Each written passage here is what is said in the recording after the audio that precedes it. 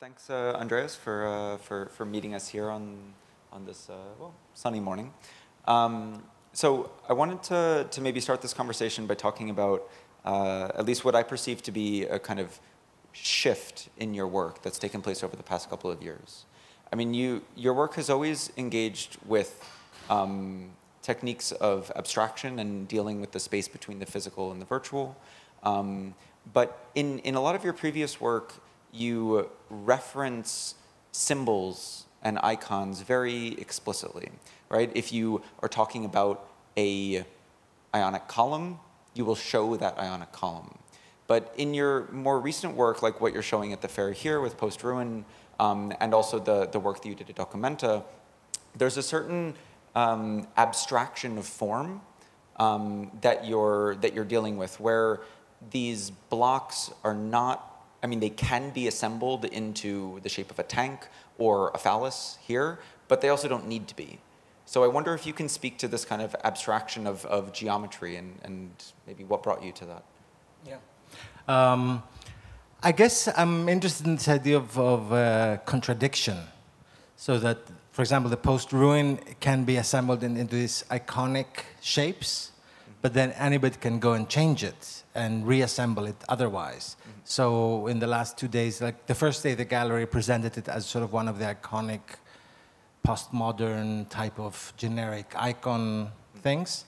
But then people started like taking it apart and making their own kind of whatever they wanted. So I'm interested in this sort of, in a way, it's a kind of end of design, because and it plays with this contradiction. It presents as a sort of iconic thing, but then anybody can change it and just push it around and leave it on the floor, and then it's still the same project. Yeah.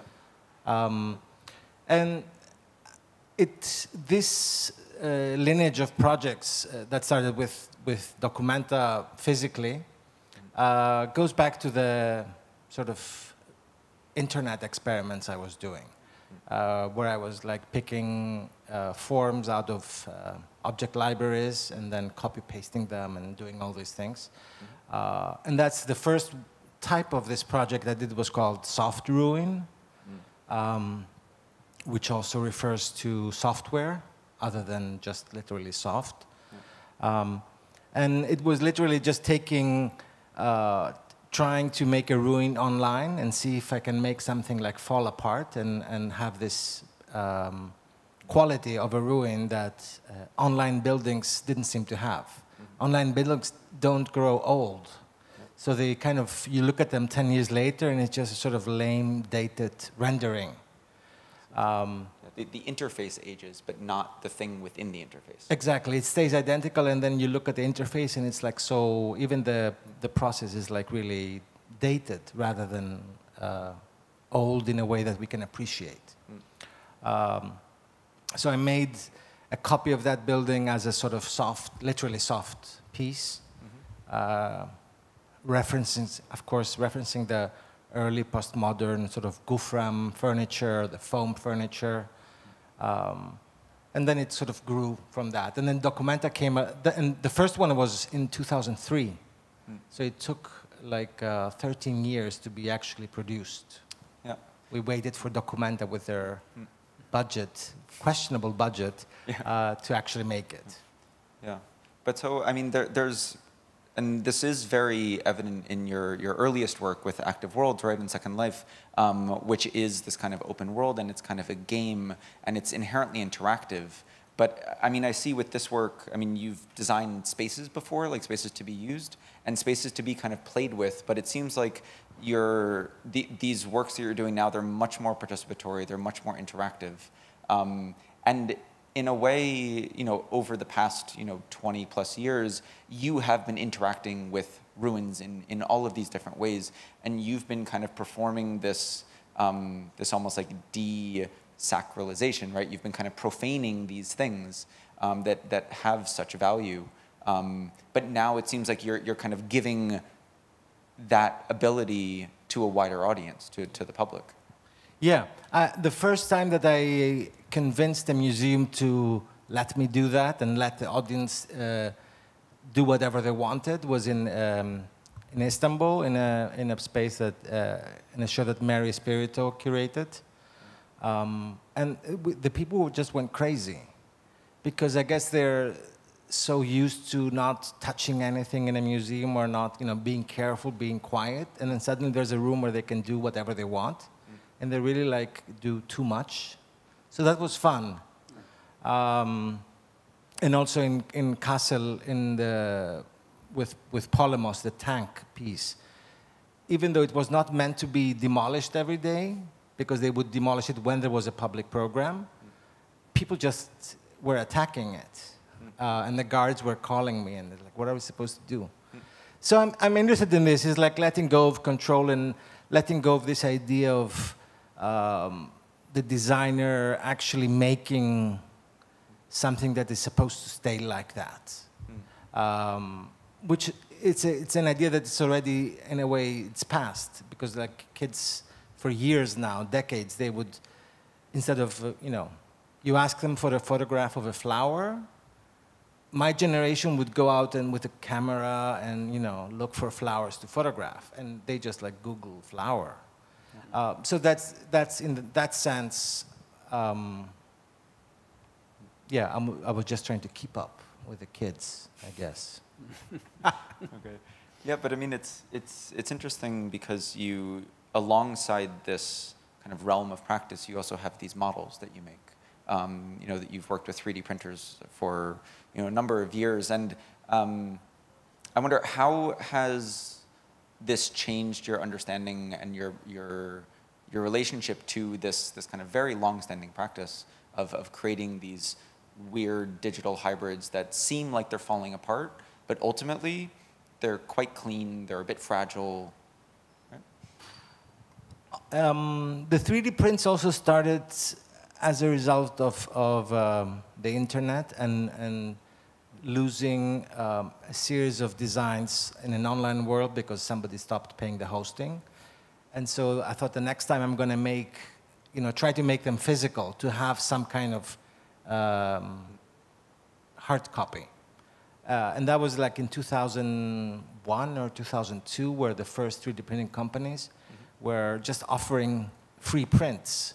You could just send them a file, and they would send you back a print for free, because they were trying to advertise 3D printing. And I was calling them ghosts. So they were like, because they were monochrome, they were white, and they were like white copies of online buildings, just to like keep as a memory. Yeah, for me, it's because I've been doing it so long. I watched I was there before 3D printing was a thing, and then it became a thing, and people were asking me, oh, do you know the work of so-and-so who's doing 3D printing? And I was like, I was doing it when he was in high school. And now it's, I guess, now it's become super popular. Every kid has a 3D printer. For me, I like the immediacy. And I like the idea that you can just like make something without any sort of other in-between people, which is also my problem with architecture. Like that's why I'm not... Distribution of labor, or... Yes, and also... Too many layers. Many layers. Yeah. This idea that you have to go through all these hurdles. Like you have an idea, and then you have to turn it into a functional design, and then it has to be feasible economically, and then it has to be feasible legally, and it has to please the client. So it's like all these kind of steps that you need to take, and by the end you're sort of, what was this design? I don't care about it anymore. So 3D printing is this immediate thing. Like I want to make something, I make it. That's it. So the idea of immediacy, I think, is quite interesting when you describe it in relation to your work, the sculptures mainly. How would you apply that notion to your reading of the city? For instance, Athens has been very influential, I think, as a case for a city, like as a highly unstable environment. How would you see the phenomenon of immediacy in a city and the idea of again the post-ruin as a city? Yeah, I mean, by studying Athens, I understood that buildings were not just designs realized, but they were the result of so many outside forces. And in the case of Athens, it's like all these migrations, geopolitics, financial things, government corruption that sort of shaped the city. And it looks chaotic because it was just down to personal little interests. Everybody had a little piece of land. They sort of tried to squeeze by legislations, make it as cheap as possible.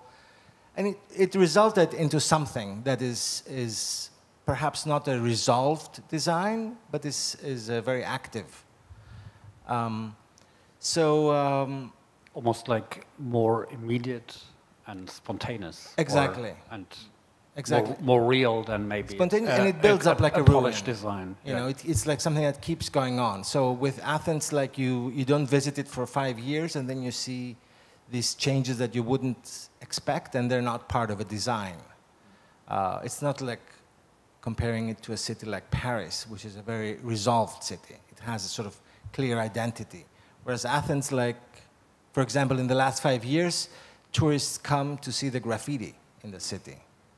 And that was something that nobody anticipated. Of course, the city is literally covered in graffiti, so it becomes a sort of thing. It's part of its design. Yeah. I mean, as Nicholas was saying, I mean, much of your work is about Athens, and you live in Athens. But I wonder, how do you situate your work in relationship to Athens? That's tricky. I mean, a work like Post-Ruin comes from this research in combination with my internet research, but it's also not an Athenian work necessarily. Apart from the idea that, this is a ruin that we don't need to take so seriously, and we can like do whatever we want. So it's like a kid's building block type of thing. With part of my work that deals with ruins in a perhaps cynical or this sort of obsessive branding of Athens with the ruins, it sort of talks a lot about that. Yeah, I don't know. I mean, a lot of my work comes from Athens, but works like the one here could also relate to Rome or other cities that have ruins, or Europe as a kind of crumbling ruin that people can do whatever they want with it, or should do whatever they want. So it's a bit like that. Yeah, but I mean, in some of your sculptures, there's a certain libidinal quality to them, where there's an almost animism of form, where you see a building almost become what it wants to be, right? And so with this, there seems to be a certain reading that you have of these typologies, these icons, and so, I mean, it almost seems like you are you're channeling the subconscious of the city, or you're analyzing it in some way and bringing out its kind of traumas and its demons and its weird desires and all of these things. Yeah, but it's also personal. So it's a lot of times I use buildings as actors to talk about things that I am feeling. So yeah, they're sort of avatars in a way, and I look for qualities that happen to be things that I'm, maybe subconsciously I want to talk about.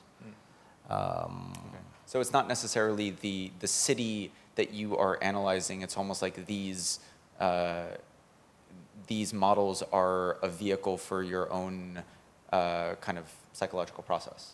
Yeah, I mean, and it also comes in sort of coincidences. Like in 2010, I had a lot of personal dramas, but at the same time, the financial crisis was happening, which didn't affect me because I was already sort of, my family was bankrupt, dead, everything. So I did all these projects that seemed to be talking about the Greek crisis, but in fact they were not. It was like about my mom dying, or about my dad dying, or me becoming, sick or broke. So I even used the Greek crisis as a sort of, what would you say, a screen, a paravan, a puppet. Yeah. And perhaps here it's like me letting go of any type of control and just like whoever visitors wants to troll me, just like do whatever stupid thing you'd want to do with the structure because it's, but it's still there. Yeah. But it's still there, exactly. I think it has it uses particular morphology, like particular forms that have a clear reference to even monumental sites in Greece, and to a certain extent. It somehow reminds me of the morphologies and the idea of the monument by Aldo Rossi, where basically the ruin is something that stays, but it has the potential to be changed. Yeah, for instance, think of the Colosseum in Rome, where when you look at images of the 19th century, it's full of small shops because basically the thing became far too big for a very small city, which was pretty unspectacular at the time. Yeah, I mean, obviously, I'm very interested in that early moment of postmodernism, exactly before it became a style. Yeah. So this piece like references Rossi and Torres Sotz's like the Planet as Festival, and even other things, because at that moment architecture had the potential to become a critical tool. And so the early postmodernists, they were like criticizing consumption and criticizing architecture. And then it became a style, and in the familiar way of architecture's autistic way of dealing with things, it says, oh, this is what I am now. I'm columns and arches. And then let's make that into shopping malls. But the critical aspect got lost. Yeah. And perhaps even today we see that even more with the sort of the, I don't know, is it the end of architecture with, buildings like this that, we used to come to the artist's breakfast and it was like sunlight coming in, and now it's like a new building, sort of, and then it's dark and it's like nothing. So I like this idea of all of these architecture buildings who are assuming different poses and like twisting columns and jutting balconies as a sort of ridiculous puppet of our time. I mean, it's almost like some of these figures that you have been kind of exercising from yourself have found their own place around the world in different parts of cities. Yeah. I just opened a show in Athens where I show a lot of small, not models, because I mean I shouldn't call them models because they're not meant to be bigger, so they're not representations. They're sort of bibelot buildings.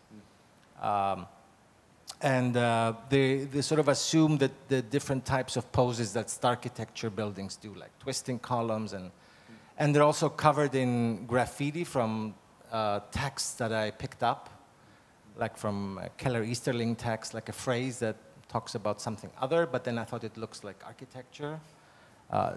So that even the title of the show, it's called A Submissive Acknowledgement of Powerlessness. And there, Keller was talking about the drug trade somewhere, and government reaction to it. But I just picked that. Or other things from Instagram ads. I just find the text, simple tricks to look better in a photo. And so I graffiti that onto these buildings. So it becomes, again, a kind of contradiction, like designy type buildings that actually make fun of themselves or are cynical about themselves. I guess I'm becoming older and bitter and cynical, and decided to enjoy that. But it also, it seems like that's coming with a certain playfulness and a certain openness towards, to open up this kind of maybe cynicism into a collective act of joy. Yeah. Right?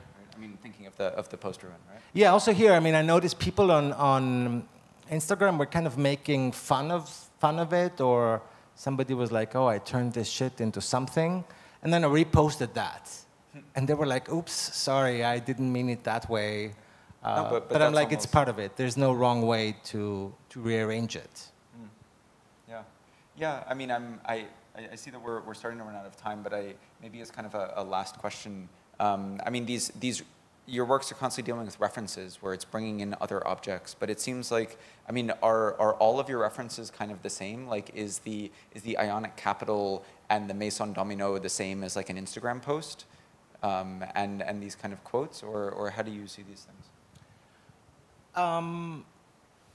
I don't know if I understood. Yes, they're the same. I'm also lazy, so like I have these references, or I don't think about them so much. I guess for me, the Maison Dominant comes back to my childhood, where I was like, look at these unfinished buildings, and I thought they were toys, and I could just play with their bricks. And it's also always a constant, it's the sort of template for anything. What I like is like it could become anything. So that's freedom that is sort of missing from architecture or from myself.